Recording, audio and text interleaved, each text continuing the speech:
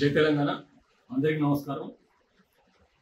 ఒక్కొక్క కాంగ్రెస్ ఎమ్మెల్యే మానసిక పరిస్థితి చూస్తూ ఉంటే ఏ షుగర్లో బీపీలో హార్ట్ అటాక్లో వచ్చి చచ్చిపోయేటట్టున్నారు. వాళ్ళ మానసిక పరిస్థితి చూస్తూ ఉంటే ఒక్కొక్కరిని మందలిస్తే ఆ నోటి నుంచి ఎలాంటి భాష వస్తుందో కూడా ఎక్స్పెక్ట్ చేసే పరిస్థితి లేదు.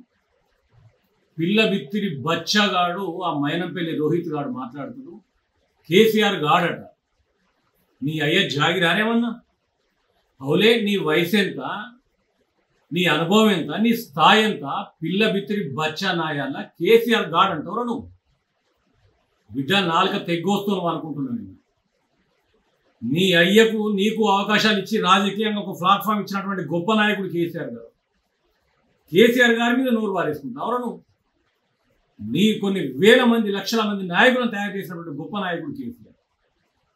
అసలే రాదన్న తెలంగాణ రాష్ట్రాన్ని రెండు జాతీయ పార్టీల మెడలు వంచి సాధించిన గొప్ప నాయకుడు కేసీఆర్ గారు.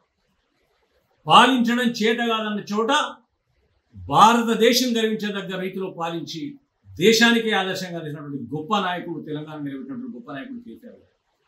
నీ నాలుకకు బిడ్డ నా నాలుగు అదుపులో పెట్టుకొని అనుకుంటున్నావు కేసీఆర్ గాడు అది అని మాట్లాడుతున్నావు, ఏదో పీకుడుగా అనుకుంటున్నావు. కానీ గుడ్డలు ఉడేసి అన్నాల్సి వస్తుంది బిడ్డ రోహిత్గా. నిన్ను కనీస సంస్కారం లేదు, మర్యాద లేదు, మనిషి కాదు నువ్వు. కేసీఆర్కి ఎవరెవరు భయపడ్డారో చరిత్రను చూడు తెలుస్తుంది. కేసీఆర్ ఆశీర్వాదం ఉంటే చాలు అని చెప్పేసి నీ అయ్యా ముఖారినటువంటి వీడియోలు ఫోటోలు ఇప్పటికి ఉన్నాయి, అవి చూసుకో తెలుస్తుంది. కేసీఆర్ గారు వలకరిస్తే చాలు నా జన్మధన్యమైనట్టు అని చెప్పి నీ అయ్య తరించిపోయిన రోజులు ఉన్నాయి. కేటీఆర్ గారు పలకరిస్తే చాలు నేను నా జన్మ ధరించిపోయిందనే రోజులు ఉన్నాయి మీ అయ్యకు. ఇలా నువ్వు కేసీఆర్ గారి మీద నోరు వారేసుకుంటున్నావా? బిడ్డ చేతనైతే మీరు పాలించేది ఏందో, మీరు చేసిన అభివృద్ధి ఏందో అది చెప్పుకోండి. కానీ కేసీఆర్ గారి మీద నోరు వారేసుకుంటే బిడ్డ నాలుగలు తెగ్గోస్తాం, మళ్ళీ ఒకసారి నోరు దారితే మర్యాద దక్కదని చెప్పి తెలుస్తూ ఉన్నాం.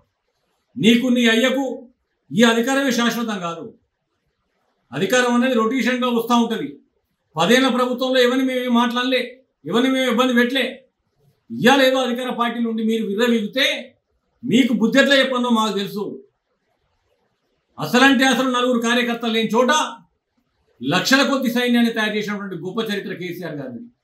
నీకేం తెలుస్తుంది పిల్లబిత్తిరి గారు? నిన్నాక మొన్న పెద్ద మనిషి అయినావు నువ్వు ఎగిరెగిరి పడుతున్నావు బిడ్డ. ఎక్కడికక్కడ అడ్డుకొని నిన్ను నిలువరిస్తాం, తిరగనీయం నిన్ను తెలంగాణలో బిడ్డ. నోరు జాగ్రత్త అదుపులో పెట్టుకోకపోతే మరొకసారి కేసీఆర్ గారి మీద నోరు వారేసుకుంటే అంతకెక్కువ నీ ముఖ్యమంత్రి మీద, నీ అయ్య మీద, నీ మంత్రుల మీద కూడా మేము అరేస్తామని చెప్పి హెచ్చరిస్తా ఉన్నాం.